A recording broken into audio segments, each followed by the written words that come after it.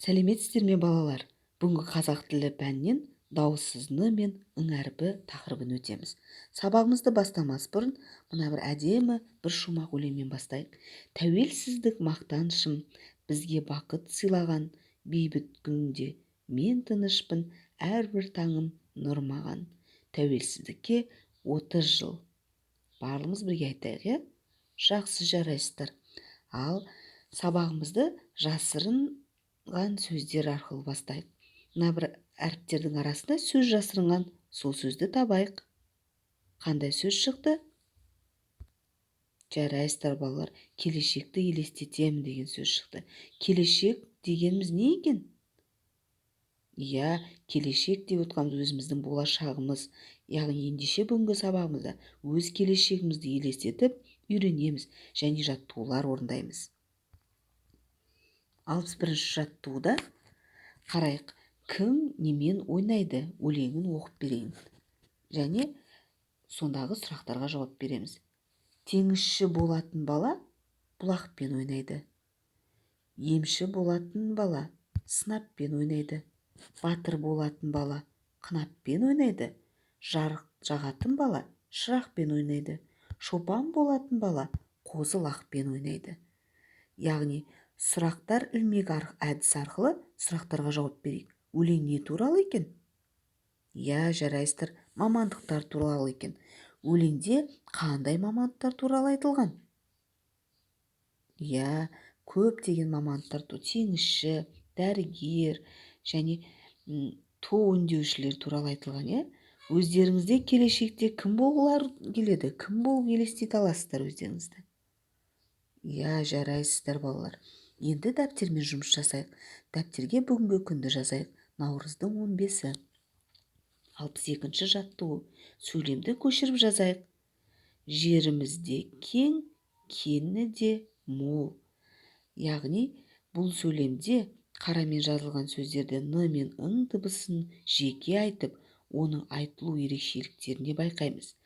Кең, кен деген орындар сөздер қарамен белгіленген екен, иә? Кең деп отқанымыз бұл кең жазық даланы айтады.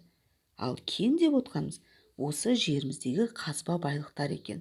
ң мен н әрпінің айырмашылығын көрсетіп тұрмыз, иә? Жарайсыздар балалар. Енді зуылдақ әдісі бойынша 63-ші жаттығуда жаңылтпашты оқып, жаттап алайық. Егер сенсең, баққа енсең, сан түрлі гүл құлпырар, әдемі өңшең. Яғни осы жаңылтпашта сенсең, еңсең, өңшең сөздерінің мағынасын түсіндір дейді. Яғни бірінші сөз сенсең, марқа қозының қырқылмаған өскелең жүнді терісі. Еңсең деп отқанымыз ол адамның көңіл күйі екен. Өңшең бірдей, бір келкі деген мағынаны береді екен, иә балалар? Осы сөздерді есімізде сақтап алайық. Ары қарай жылжайық. Дәптермен жұмыс 64-ші жаттығуды орындаймыз. Көмніктен орнына н, ң әріптерінің тиістісін қойып көшіріп жазамыз. Ал жазайық. Жақсы, жарайсыздар. Енді дұрыстығын тексерейік. Ел жайлауға қонды, малдары қоңды. Я, дұрыс, осылай шықты ма? Барлығымызда дұрыс. Төгілсе мұнай, қуанба мұңай. Алуан гүлдер өнді, жер құлпырған өңді. Жараймыз. Жақсы, келесі жаттығуға көшейік. Яғни балалар сабақтың соңында, сабақты қорытындылау мақсатында мына әдіске көңіл бөлейік. Яғни көптеген әріптердің арасында тұтас н мен ң дыбыстары бар сөздерді бояп тауып жазайық. Ал кәне жұмыс жасайық. Жақсы, енді бұның дұрыстығын тексерейік. Яғни өзімізді бағалайық.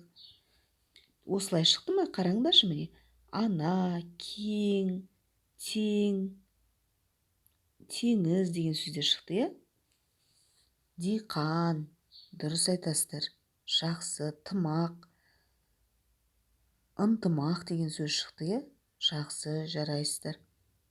Енді әрі қарай көңілді паровоз арқылы, яғни кім сабақты өте жақсы түсінді, орташа түсінді ма, жоқ мүлдем түсінбеді ме, кері байланыс жасайық, белгілерін қойып шығайық.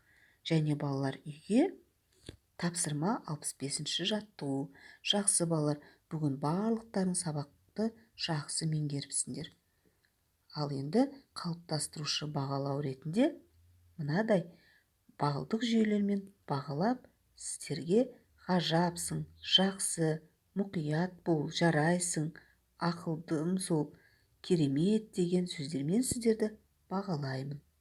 Жақсы, бүгінгі сабағымыз осымен аяқталды. Сау болыңыздар.